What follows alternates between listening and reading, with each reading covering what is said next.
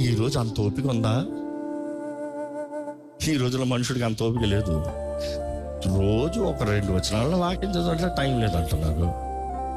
అయినా అడుగుతాను, వదలను. ఎంతమంది ప్రతిరోజు కనీసం ఒక అధ్యాయమైన వాక్యం చదువుతున్నారు? చేతులు ఎత్తండి. ఇది సంగతి. కొంచెం ఎత్తండి. ఎత్తడం సంగతి చూస్తుంది. కొంచెం వాళ్ళ ముఖాలు చూపించండి, ఎత్తడం వాళ్ళ ముఖం చూపించండి. కాబట్టి నేను రివర్స్లో అడుగుతాం కదా, చేయి. చదవడం వాళ్ళు చేతులు ఎత్తమంటే వద్దులే, మళ్ళీ ఫీల్ అవుతారు. ఇప్పటికే ఫీల్ అయిపోయారు. బట్ దెన్ కమింగ్ బ్యాక్, ఈరోజు వాక్యము చదవకుండా దేవుని ఎలా తెలుసుకుంటాం? వాక్యము చదవకుండా దేవుడి చిత్తం ఎలా చేస్తాం? వాక్యము తెలియంది, దేవుడు తెలియంది, అపవాదిని ఎలా పోరాడతాం? ఈ లోకంలోనే వాక్యం చదువుతా ఇంట్రెస్ట్ లేకపోతే పరలోకానికి వెళ్ళి ఏం చేస్తావు?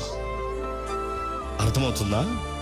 ఈరోజు చాలా మంది వాక్యం చదవాలంటే ఏం బోరు కాదు అసలు.